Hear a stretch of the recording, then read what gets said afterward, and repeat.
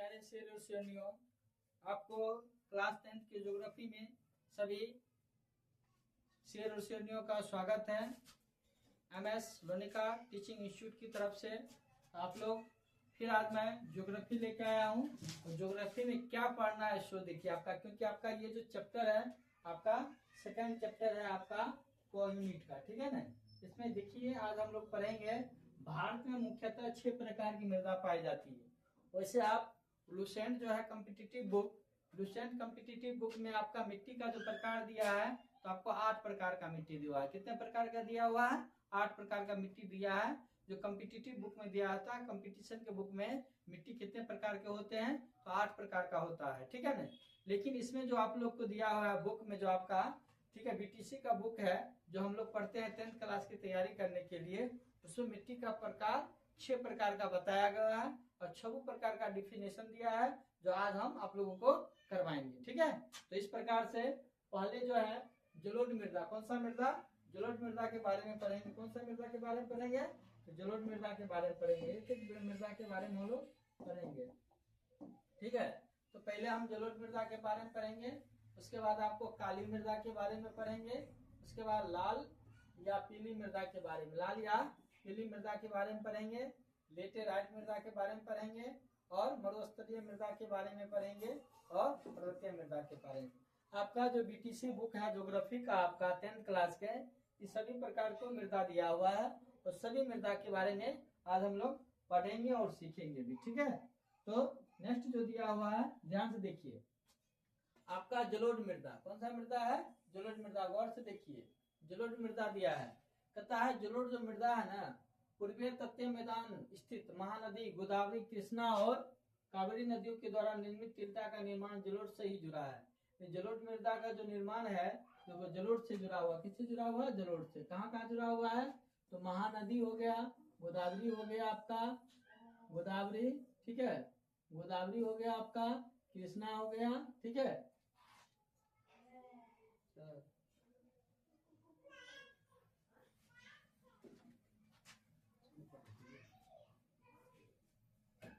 तो जलोढ़ हो गया आपका, ठीक है ना। कृष्णा कावेरी नदी से द्वारा निर्मित टिल्टा का निर्माण जलोढ़ से ही जुड़ा है तथा कुल मिलाकर भारत में लगभग 6.4 करोड़ हेक्टेयर क्षेत्र पर जलोढ़ मृदा फैली हुई है। ये अंदर लाइन कर लेते हैं, ये पॉइंट आपको एग्जाम में लिखने के लिए बनता है, ठीक है। जलोढ़ मृदा भारत में कितना क्षेत्र में फैला है? तो 6.4 करोड़ हेक्टेयर क्षेत्र में जलोढ़ मृदा फैली हुई है। जलोढ़ मिट्टी का गठन जो होता है, मतलब गठन मतलब जो निर्माण होता है आपका बालू से होता है, सिल्ट एवं मृत्तिका के विभिन्न अनुपात से होता है, ठीक है। इसका रंग धुंधला से लेकर लालिमा ये भूरे रंग का होता है, धुंधला भी होता है और भूरे रंग का भी होता है, धुंधला और भूरे रंग का होता है। ये सब पॉइंट है आपका जलोढ़ मृदा का। जो रंग होता है धुंधला होता है, भूरे रंग का होता है, बालू सिल्ट मृत्तिका के निर्माण से बनता है। 6.4 करोड़ हेक्टेयर क्षेत्र पर जलोढ़ मृदा पाई जाती है, ठीक है। ये सब आपका पॉइंट है, ठीक है। इस मृदा के कण नदी मुहाने से घाटी में ऊपर और क्रमशः बड़े होते हैं और ऐसी मृदाएं पर्वतीय क्षेत्र में बने मैदानों जैसे द्वार चोर और तराई आमतौर पर मिलती है। इनके तनों पर घटकों के अलावा मृदा की पहचान इनके आयु से भी होती है, ठीक है ना। इनकी जो मृदा की पहचान इनके क्या होती है? आयु से भी होती है। आयु के आधार पर जलोढ़ मृदा के 2 प्रकार हैं, ठीक है ना, याद रखिए। जलोढ़ जो मृदा है उसका कितना प्रकार है? 2 प्रकार का है। एक तो आपको, ठीक है ना, पुराना जलोढ़ कहलाता है, एक नवीन जलोढ़ कहलाता है। ये जो अभी आप जो बताएंगे ना, ये बहुत ही इंपॉर्टेंट है और आपको क्लास में याद करा देंगे और कंपटीशन में भी पूछा जाता है, ठीक है ना। यानी कि नवीन जलोढ़ मृदा या पुरानी जलोढ़ मृदा, ठीक है ना। पुराने जलोढ़ में कंकड़ एवं बजरी की मात्रा अधिक होती है, ठीक है, जिसे बांगर कहा जाता है। देखिए पुराने जलोढ़ जो मृदा होता है, पुराने जलोढ़ मृदा में क्या होता है? कंकड़ और बजरी अधिक होता है, जिसे बांगर कहा जाता है। क्या कहा जाता है? बांगर। तो पुरानी को क्या कहा जाता है? बांगर कहा जाता है और नई जलोढ़ मृदा को क्या कहा जाता है? खादर कहा जाता है। देखिए हम दोनों चीज लिख देते हैं, एक तो बांगर भी आपके नजदीक लिख रहे हैं और एक खादर भी लिख रहे हैं, याद रखिएगा, बांगर और खादर। तो बताइए ब से पहले क्या आता है? क। ब से पहले क्या आता है आपका? ख। ब से पहले क्या आता है? ख। तो खादर, तो ये नवीन जलोढ़ मृदा हो गया। खादर कौन हो गया? नवीन जलोढ़ मृदा, याद रखिएगा, नवीन जलोढ़ मृदा। देखिए याद करने के लिए हम ये लिखे हैं, अगर आपसे पूछेगा नवीन जलोढ़ मृदा को क्या कहा जाता है? नवीन जलोढ़ मृदा, नवीन जलोढ़ मृदा को क्या कहा जाता है? तो खादर कहा जाता है, क्योंकि पहले खो आएगा तो नया होगा, पहले जो आएगा वो नया होगा ना, जो बाद में आएगा पुराना हो जाएगा। अब पुराने जलोढ़ मृदा को क्या कहा जाता है? बांगर। पुराने जलोढ़ मृदा को क्या कहा जाता है? बांगर कहा जाता है। पुराना जलोढ़ मृदा अगर आपसे पूछा जाए तो उसे बांगर कहा जाता है। तो पुराना में पुराना में बो बाद में होता है इसलिए पुराना, ख पहले होता है इसलिए नया, इसलिए नया के लिए नई जलोढ़ मृदा और पुराना के लिए बांगर, याद रखिएगा, बहुत इंपॉर्टेंट बात है, ठीक है ना। हम लोग कॉम्पिटिटिव का इसी प्रकार से याद किए हैं, जो नई जलोढ़ मृदा होता है उसे खादर बोलेंगे, जो पुराना जलोढ़ मृदा होगा उसको बांगर बोलेंगे, ठीक है। इस प्रकार से खादर और बांगर के बारे में होंगे। कहता बांगर की तुलना में नवीन जलोढ़ मृदा में महीन कण पाए जाते हैं, खादर कहलाता है। क्या कहलाता है? खादर। खादर किसको कहलाता है? तो नई जो जलोढ़ मृदा होता है, नई जलोढ़ मृदा को क्या कहा जाता है? खादर कहा जाता है, ठीक है ना। नवीन जलोढ़ मृदा क्या कहलाता है? खादर कहलाता है। अब पुरानी जलोढ़ मृदा क्या कहलाता है? बांगर कहलाता है। पूछा जाता है आपको। खादर में बालू एवं मृतिका का मिश्रण होता है, ये काफी उपजाऊ होती है, ठीक है ना। खादर मतलब खादर क्या होता है? काफी उपजाऊ होती है, क्योंकि नई मृदा होती है तो नया चीज तो अच्छा तो लगेगा ही ना। अगर नया चीज आपके पास रहेगा तो बढ़िया तो लगेगा ही, चाहे आपको कपड़ा लगता है, घर मकान गाड़ी घोड़ा जो भी नया होगा बढ़िया ही लगेगा। इसलिए जो नवीन जलोढ़ मृदा में क्या होता है, ये फसलें क्या होती है? अच्छी होती है, ये उपजाऊ होती है। कौन सा? नवीन जलोढ़ मृदा जो खादर होती है वो उपजाऊ होती है, ठीक है। कहता है जलोढ़ मृदा में पोटास, हाँ याद रखिएगा, जलोढ़ जो मृदा है इसमें पोटास पाया जाता है, फास्फोरस पाया जाता है और चूना जैसे तत्वों की प्रधानता होती है। मुख्य रूप से पाया जाने वाला है आपका जलोढ़ है, मृदा है और पोटास और फास्फोरस, याद रखिएगा। क्या क्या पाया जाता है? जलोढ़ में आपका पोटास, फास्फोरस और चूना जैसे तत्व की प्रधानता होती है, जबकि इसमें नाइट्रोजन एवं जैव पदार्थ की कमी होती है, याद रखिएगा। जलोढ़ जो मृदा होती है, जलोढ़, इसमें क्या होता है? नाइट्रोजन की कमी होती है, याद रखिएगा। हम जो लिखते हैं पॉइंट है आपके लिए, नाइट्रोजन की क्या होती है? कमी। नाइट्रोजन की क्या होती है? कमी, ठीक है। और इसमें अगर जलोढ़ की प्रधानता की बात किया जाए, मुख्य रूप से जो पाया जाता है वो आपका क्या पाया जाता है? तो याद रखिएगा पोटास पाया जाता है। क्या पाया जाता है?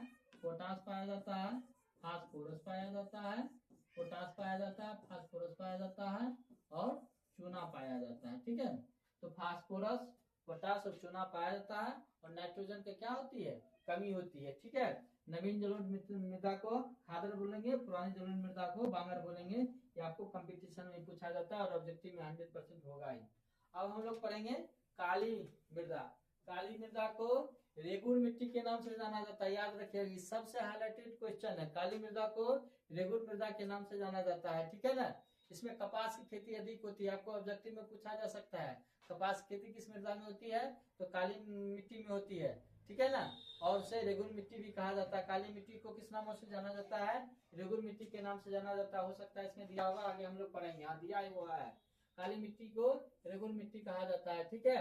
और इसमें कपास की खेती अधिक होता है। देखिए कपासी मिट्टी भी कहा जाता है, इसलिए कहा जाता है कि काली मिट्टी में कपास की खेती अधिक होती है, जो गुजरात और महाराष्ट्र में अधिक मिट्टी पाई जाती है और अधिक खेती भी होती है, ठीक है।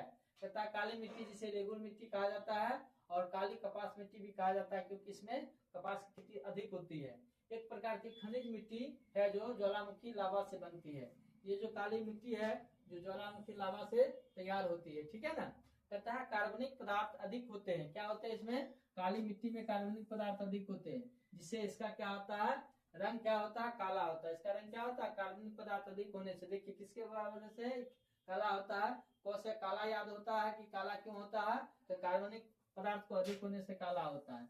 कौन से काला, कौन से कार्बनिक पदार्थ, कौन से काला, कौन से कार्बनिक पदार्थ अधिक होता है, ठीक है। नेक्स्ट हम लोग बोलेंगे, ध्यान देंगे, समझेंगे।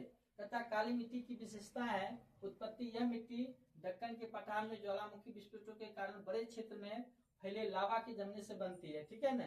किसके जमने से बनती है? लावा के जमने से बनती है। रंग, इसका रंग जो काला होता है, जो कार्बनिक पदार्थों से बन के काला होता है, जिसमें क्या होता है? आयरन ऑक्साइड की अधिकता के कारण, आयरन ऑक्साइड की अधिकता के कारण यह क्या होता है? उपजाऊ होता है। यह मिट्टी बहुत उपजाऊ होती है, ठीक है ना। काली मिट्टी क्या होती है? बहुत उपजाऊ होती है और कई तरह की फसलों की खेती के लिए यह उपयोगी होती है। कहता है जल धारण क्षमता, इसमें जल धारण करने की क्षमता अधिक होती है। ये भी पॉइंट याद रखिएगा, ऑब्जेक्टिव में पूछा जाता है इस मिट्टी में जल धारण की क्षमता अधिक होती है।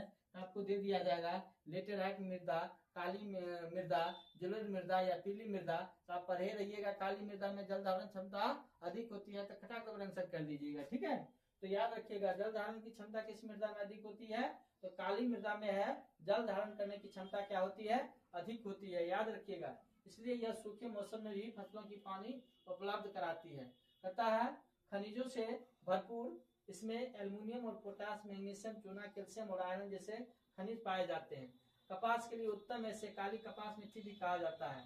कपास खेती के लिए यह होता है अच्छा माना जाता है, इसलिए कपास मिट्टी भी इसको कहा जाता है, क्योंकि यह कपास की खेती के लिए सबसे उपयुक्त मानी जाती है। अन्य फसलें इसमें जैसे तंबाकू भी हो जाता है, खट्टे फल, अरंडी और अलसी जैसे अन्य फसलें भी इससे उगाई जाती है। भारत में वितरण यह मिट्टी मुख्यतः रूप से पहले ही बोले थे कि गुजरात में पाया जाता है। कहाँ पाया जाता है ये मिट्टी, गुजरात में कपास खेती अधिक होती है। और महाराष्ट्र पहले ही बोले थे, गुजरात और महाराष्ट्र में यह अधिक पाई जाती है। मध्य प्रदेश, कर्नाटक, आंध्र प्रदेश, तमिलनाडु, राजस्थान, छत्तीसगढ़ और झारखंड क्षेत्र में पाई जाती है, लेकिन मुख्यतः गुजरात और महाराष्ट्र में काली मिट्टी अधिक पाई जाती है। ठीक है, तो अब हम लोग पढ़ेंगे लाल मिट्टी और काली मिट्टी के, लाल मिट्टी और काली मिट्टी। यहाँ पर काली मिट्टी नहीं होगा, पीली मिट्टी होगा। कौन सा हो जाएगा, पीली मिट्टी। पीली मिट्टी, लाल मिट्टी और पीली मिट्टी। काली मिट्टी पढ़ चुके हैं, तो हम लोग अब जो पढ़ेंगे लाल मिट्टी और पीली मिट्टी। कहता है इस प्रकार को मृदा का विकास प्रायद्वीपीय पठार के पूर्वी एवं दक्षिणी हिस्से में, ठीक है ना, रवेदार आग्नेय चट्टानों द्वारा सामान्यतः 100 सेंटीमीटर से कम वर्षा वाले क्षेत्र में हुआ है। इस मृदा में लौहांश की मात्रा के कारण इसका रंग लाल होता है। किसके कारण रंग लाल होता है, लाल मृदा का, याद रखिएगा। इसके वजह से लाल होता है, बता देते हैं आप लोगों को लाल होने का कारण क्या है। ये लाल होने का जो कारण है, याद रखिएगा, लाल क्यों होता है, लौहांश की मात्रा पाने के कारण ये क्या होता है, लाल रंग का होता है।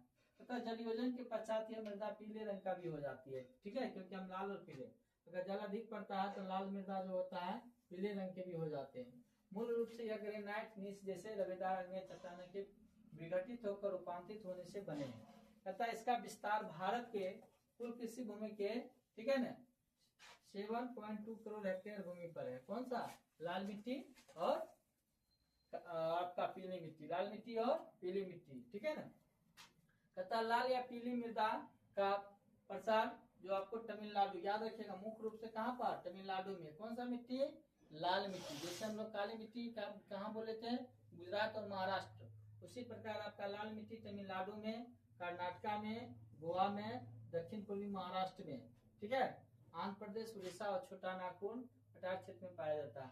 कहता है ध्यान सुनिएगा, काली मृदा की अपेक्षा कम उपजाऊ होती है। ठीक है ना, ये जो लाल मृदा जो होती है ना, काली मिट्टी की तुलना में क्या होता है, कम उपजाऊ आपका होता है। ठीक है ना, ये जो लाल मृदा है काली मिट्टी के तुलना में कम उपजाऊ होता है उसकी अपेक्षा। कहता है उर्वरकों क्या है, उर्वरकों का उपयोग कर इसकी उत्पादकता को बढ़ाई जा सकती है। इस मृदा में सिंचाई की व्यवस्था कर चावल, क्या है, चावल, ज्वार, बाजरा, मक्का, ठीक है, मूंगफली और तंबाकू फलों का उत्पादन किया जा सकता है। किसमें, लाल और काली मिट्टी में। क्या करके, उर्वरकों को डालकर किया जा सकता है। तो आप लोगों को आज क्या क्या पढ़ाए हैं देख लीजिए। आप जो पढ़े हैं जलोढ़ मृदा पढ़े हैं, ठीक है, जलोढ़ मृदा के बाद आप लोग पढ़े हैं काली मृदा पढ़े हैं और लाल मृदा या पीली मृदा पढ़े हैं। 3 मृदा आप लोगों का आज पढ़ा दिए हैं। 3 मृदा फिर नेक्स्ट क्लास में आप लोग को पढ़ाएंगे। ठीक है, तो आप लोगों को संपूर्ण तैयारी MS लोनिका टीचिंग इंस्टीट्यूट पर करवाया जाता है।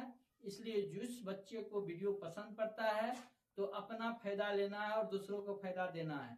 ऐसा नहीं है कि आप दूसरों को फायदा देते तो आपको नुकसान हो जाएगा, ऐसा नहीं है। ये इतना बड़ा प्लेटफॉर्म है कि खुद भी फायदा लेना है और दूसरों को फायदा दिलाना है। ठीक है, तो अधिक से अधिक बच्चों को शेयर करें, क्योंकि एक सामाजिक सेवा होता है, अपना फायदा और दूसरों का फायदा। क्योंकि आप अगर किसी को शेयर करते हैं तो कोई बच्चा ऑनलाइन क्लास लेता है तो उसका मम्मी पापा का खुद का उसका मान के किसी ट्यूशन संस्थान में उसको जो 400-500 का मंथली देता है और फ्री में घर बैठे समय का बचत हो जाता है, रुपया का बचत हो जाता है। और घर बैठे अगर पढ़ लेता है 1 घंटा समय निकाल कर अगर सभी क्लास घर बैठे अगर मिल जाता है, मैथ का क्लास मिल जाता है, आपका केमिस्ट्री का मिल जाता है, बायोलॉजी फिजिक्स का मिल जाता है। एसएसटी में आप आइए पढ़ने के लिए, सिविक्स पढ़ लीजिएगा, आप हिस्ट्री पढ़ लीजिएगा, ज्योग्राफी आपका चल रहा, तो सारा आपका सिलेबस समय से पहले समाप्त किया जाएगा। उसके बाद आपका प्रीवियस ईयर क्वेश्चन करवाया जाएगा, जिसे PYQ बोलते हैं, क्वेश्चन बैंक, मॉडल पेपर, सारा चीज आप लोगों को इस चैनल पर उपलब्ध कराया जाएगा। इसलिए इस चैनल पर आप धैर्य के साथ बने रहे अस्थायी रूप से, आपको पूरा क्लास ऑल राउंडर बना दिया जाएगा और पूर्णतः आपको एग्जाम नहीं बुझाएगा, एग्जाम आपको खिलौना बुझाएगा। इसी के साथ जय हिंद दोस्तों।